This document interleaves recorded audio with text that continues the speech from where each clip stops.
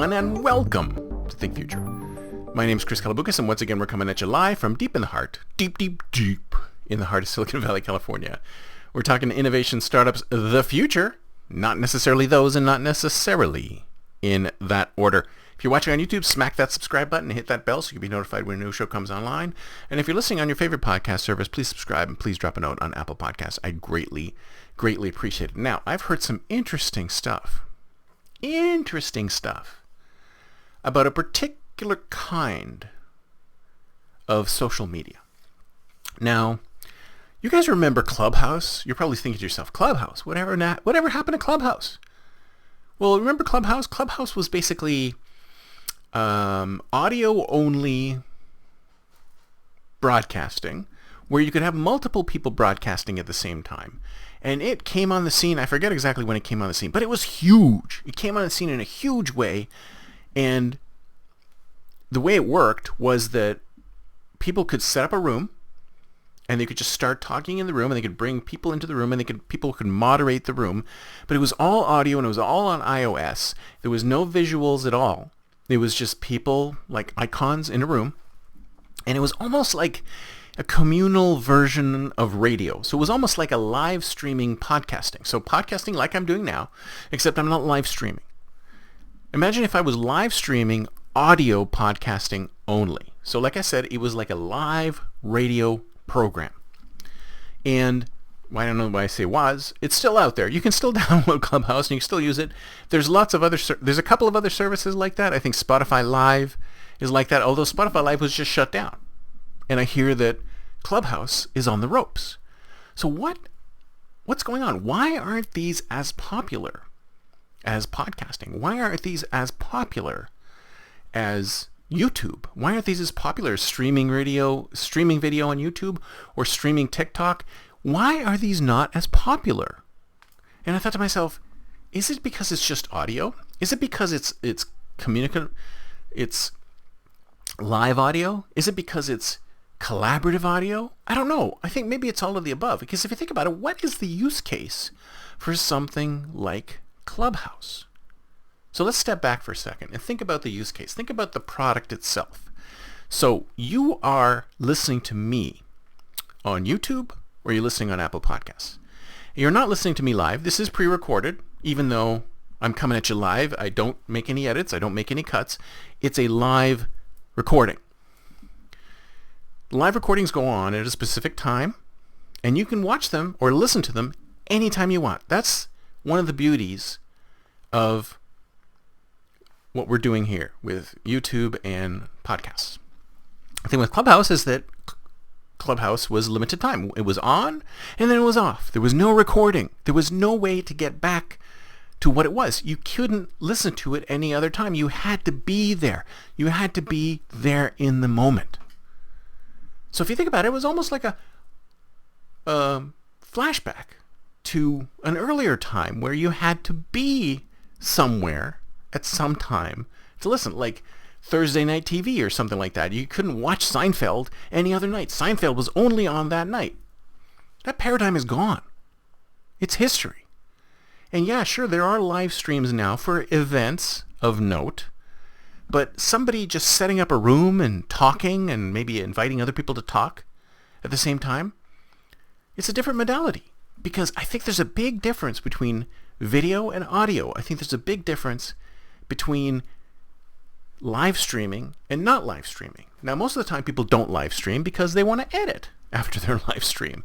They can live stream for a certain amount of time, but then they want to go back and edit it afterwards. I mean, there's people who love to live stream and there's people who don't love to live stream. There's people who love to live stream and then save their live stream so that people can watch it later.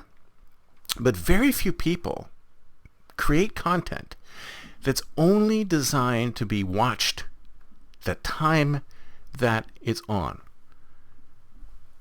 What else is there out there like this? Live sporting events, political rallies, news. There's not very little that's actually live, that people watch live and listen to live, because nobody wants that anymore. Nobody wants the inconvenience. So there's a couple of reasons. Let's start with the first one. I think what's happened is that we've gotten so used to time shifting everything that it's tough for us to have any kind of scheduled anything, unless it's some work thing or some social thing where we're just talking to other people, right? We're talking to other people and we're trying to get work done, or we're having a social call with other people. But just randomly turning on an app and listening in on people who just happen to be talking at some point, maybe. Webinars. Webinars are live? Yeah, but they're typically offered again recorded. It's very rare that a webinar is played and then never shows up again. It's typically recorded so people who are not able to make the time can make the time. So Clubhouse and Spotify Live were not those things. They were live and then gone. So one of the reasons is we want time-shifted content. There's very few people actually want invent TV or non-time-shifted content.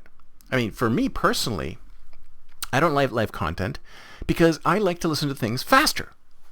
I don't know about you, but I listen to my own show and many, many, many, many other shows at double speed or even higher if I can do it on the audio podcast, because I find a lot of times people talk way too slow. For me, I can still get an understanding of what they're trying to say, even if I speed up the talking. So watching it live just makes me feel tired. I mean, I can't even watch a political debate live, really, because I'm like, oh, yeah.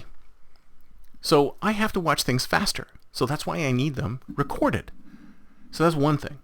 Another thing is, if you think about it, I mean, what are you actually getting out of audio content? When somebody consumes audio content, typically when someone consumes audio content, they do not have their full attention on the audio content. Audio content is something that you consume in the background.